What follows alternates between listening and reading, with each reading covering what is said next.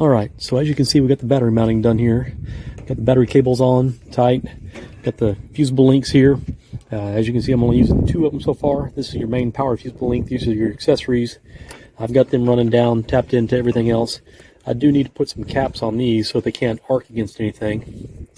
The exhaust where the muffler was, where the catalytic converter was cut off, I found an exhaust that pulled apart, and I had to cut it to get out of the truck because the cross member in the truck I pulled from was riveted in. But on this truck, it just unbolted, the cross member unbolted. We put the exhaust, welded it back together, put it in. It's got a single exhaust now. The truck, Cole and I pulled the bed off, and there's 8 bolts that hold the bed on. 2 up here at the front, 2 above the shock tower mount, or spring shackle mounts, and then 2 more and 2 more further back. All of them you can get to very easily, except for the 2 over the spring mounts. Ground's a little wet here, but I'll take one for the team. There's that bolt above the spring shackle, and that one's hard to get to. You have to basically get a ratchet up here. But the rest of them, you can get an impact. This one here, you can get an impact straight on and zip that off. So all these bolts were a royal pain to get off. But the bed came off real easy. We changed out the sending unit and the fuel pump. I don't know if you can see up in there. I can't see it. I can just hold the camera up there. Cole and I were able to pull the bed off fairly easily. So that's done now. We pulled the back bumper off. We had to pull the bumper off to get the bed off. And we got a little bit of a crunch here to take care of, but I don't think we're going to do anything with that. I think we're just going to leave it. We tried sledgehammering the bed and the bumper straight and broke the sledgehammer. So, you know, that's how that goes. But I'm going to work on seeing if I can get the engine running right, because it's misfiring on one cylinder. And then the taillights suddenly quit working. We got the parking lot. We're having an issue with the parking lights staying on all the time when you have the battery hooked up. Got that fixed now, and the taillights don't work. So we're not sure what happened there. But that's my goal for this week, is to get the rest of this running right. Alright, it's starting to rain on me, but I got all 8 spark plugs out. And looking at them, they all look just pig rich. So I'm really kind of wondering if the oxygen sensor is working on this truck. And so I think, well, here's a tip real quick. You can cheat. You can take these plugs, hit them with a blowtorch and clean all the crap off them, wire brush them, stick them back in, and they'll run. And they'll run good. But they'll never, the caveat to that is they will never run as good as buying new plugs. So I'm going to buy a new set of plugs for this engine. I think I'm going to go ahead and order an oxygen sensor for it. And it looks like the cooler, it looks like the thermostat housing is leaking. I've got coolant all over the front end of the motor here. It's not further back at the back, so it looks like it's all leaking out of there. So I'm going to order a thermostat O-ring. There's some of these earlier ones had a gasket under here, and this looks like one of the later ones that had an O-ring on it. So I'm going to order that O-ring and get it in.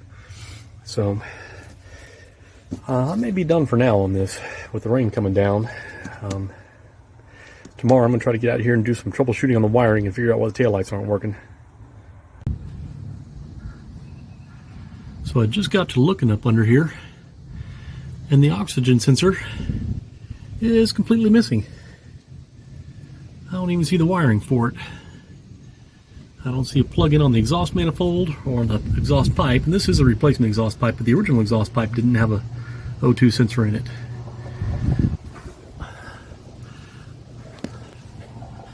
So what in the world is going on?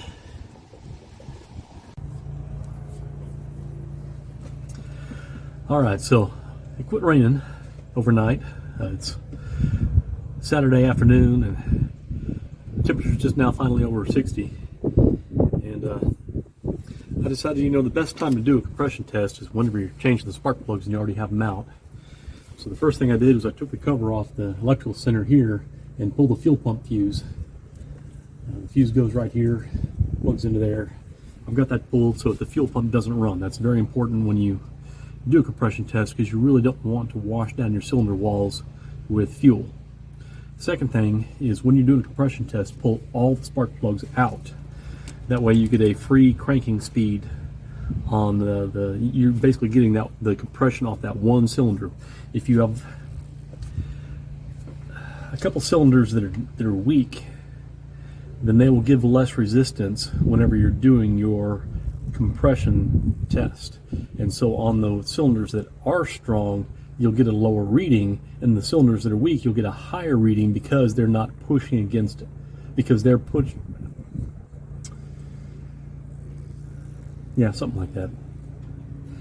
Anyways, you want all the spark plugs out whenever you do your compression test. I've already done the first cylinder, and then I realized I should probably be filming this, and I got 155 psi on the number one cylinder, which is about normal for these trucks, so that's a good sign.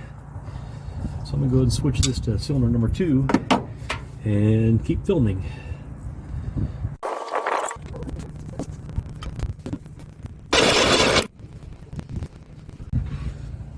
Now it is important that you crank long enough to get the compression tester up to its highest reading. You can hear it chug, you'll hear it's not going to chug like normal, but you're going to hear a surge in the starter. And you want to count how many cycles. I went 8 cycles on both of these, so and it seems to be leveling out at that point. So first 2 are good, 155, 157. If you have the time, going back and repeating the compression test, make sure you get accurate results is good, but for what I'm doing, I just want to see if this engine's good. I just want to make sure there's not a dead hole. I'm not doing, this is not a race car. I'm not going to try to get the ultimate knowledge of where my engine is at, where my son's engine is at.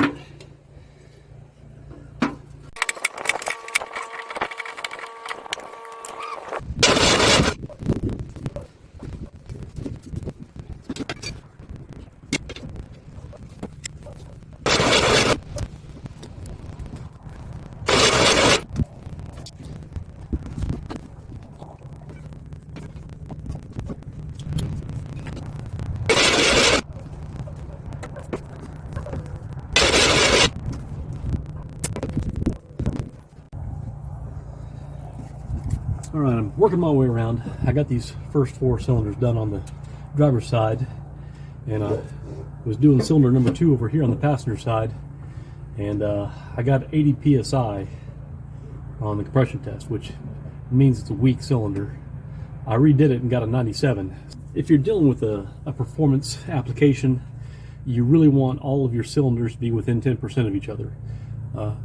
If any one of them's less than 10% of the rest, you know that cylinder has something wrong with it. And so I know there's something wrong with this cylinder. More than likely, it's something like the valve is, the valve seat may be worn, or it could be, the head gasket's a little weak, or the rings are a little shot. Not sure. I'm not going to worry about it, because honestly, for a daily driver, if you're not doing this for performance application, if you're looking for a daily driver truck, honestly, if you got over 100 psi on one of these old trucks, if you have 100 psi on all cylinders, run it. Just run it.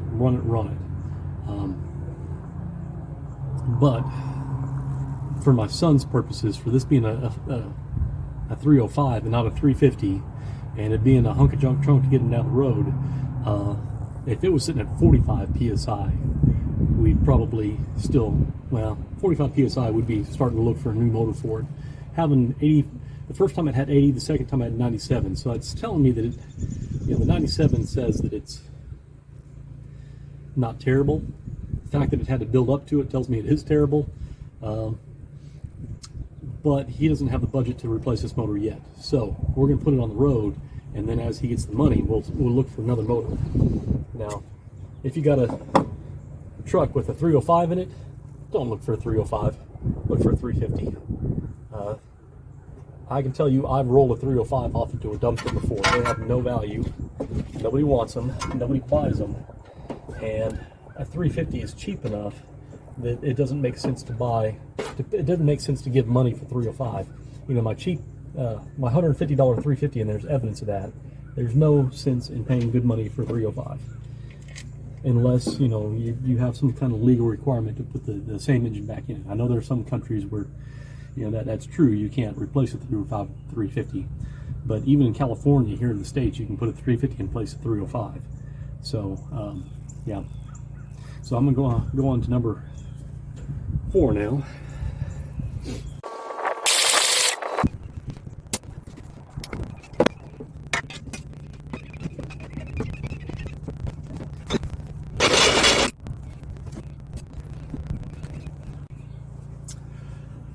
Another thing about doing a compression test, you want to make sure you have a good, strong battery in it.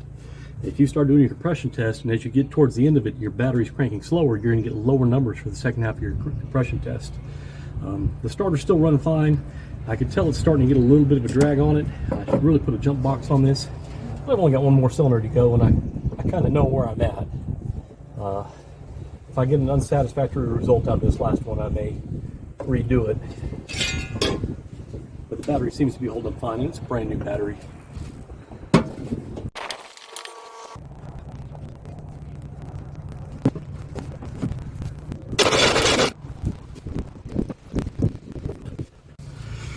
Alright, so I got the compression test done, and I got good numbers, except for number 7 is just a hair weak, and number 2 is weak. They're all, you know, I've got 15 numbers apart between 1 and, you know, 1 was the lowest and number 4 was the highest. Number 1 is the lowest, excepting these two, and that's within 10% on those 2 cylinders. These 2 cylinders are the drag. I'm going to recheck cylinder number 2 and see if it comes up any at all. Now, what you can do is squirt some oil in there, and if the compression number comes up, and not a whole lot of oil, you don't want to change your compression ratio, but you want to put a little bit of oil in there to try and seal the rings. And if your compression comes up, then it's a ring problem. Another thing is, you know, good idea to reinsert your tool. If you didn't get it seated right, you may get a bad reading. So, you know, finish your compression test and go back and check that dead cylinder. Maybe I didn't have this seated all the way. Let's find out here in a second. I'm really hoping that's the case. That'd be nice.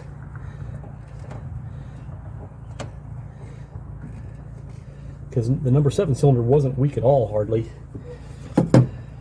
It was just a little bit out of that 10% for a performance engine. That feels good and snug. Well, I say that. Okay, let's see what I get.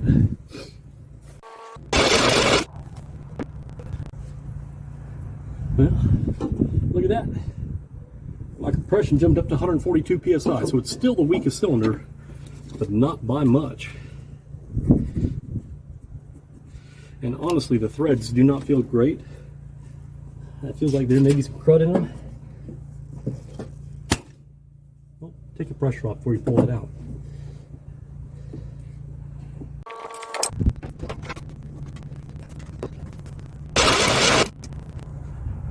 Look at that. Magical self-healing engine. Got 150 psi out of that cylinder now.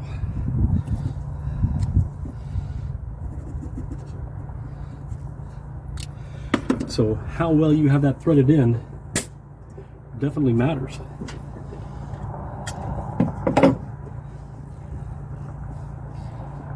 It felt like it went in the first time, but you know, just rechecking it the second time I threaded it in, it didn't feel right. And so I've got good numbers on this truck. Cylinders 2 and 7 are more than 10% off of cylinder number 4, but they are all for a 29-year-old truck. Having all the cylinders 150 psi and above is outstanding. So we did get a good deal on this truck with the engine being the shape it's in.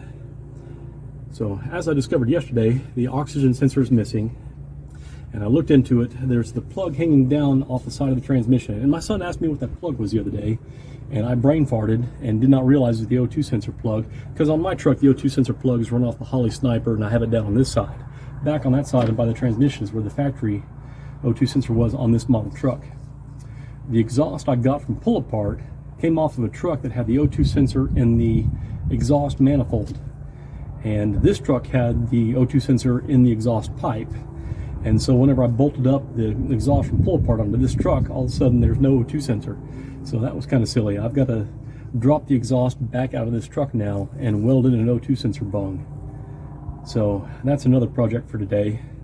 But I'm going to work on trying to figure out the taillight wiring first.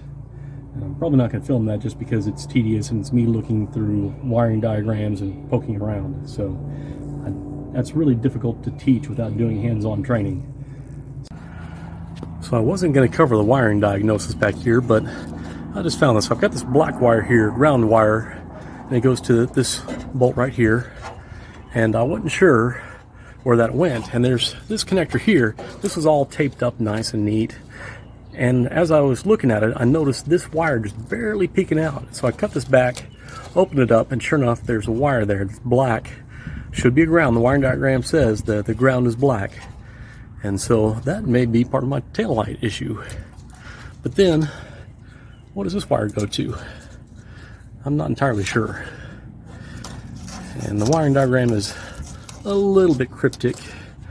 Wiring manual on this truck covers this truck, the Suburbans, the 1 tons, heavy duties, and it's like 1,500 pages long, and it's all mixed together. So diving into the manual is not always the easiest thing here. But I'm gonna check and see if splicing this together blows a fuse or if it makes the circuit work. So sure enough, I connect this wire to ground and it works. And it wasn't troubleshooting that got me there, it was the visual inspection. And that's one thing I found in my career is visual inspection, visual inspection, visual inspection. I found more problems just looking and seeing what's obviously broken than by getting the meter out and chasing it down. Now, a lot of times you'll have to get the meter out to chase it down to that area, and you'll get within 6 inches of, you'll go through a couple different connectors and you'll get down to that one area where you think the component is, then all of a sudden you see a broken wire. But, the visual inspection is important. So, I've already tested the turn signals and the headlights, and these lights come on back here. I still got to test the brake lights, and I'll show you a tool for that here in a second. If you're working by yourself, you can't always have somebody else hit the brakes for you. Alright, that's heat shrunk. I'm going to retape the wires up here, but that's fixed as far as I'm concerned. Now I just got to figure out what that wire does.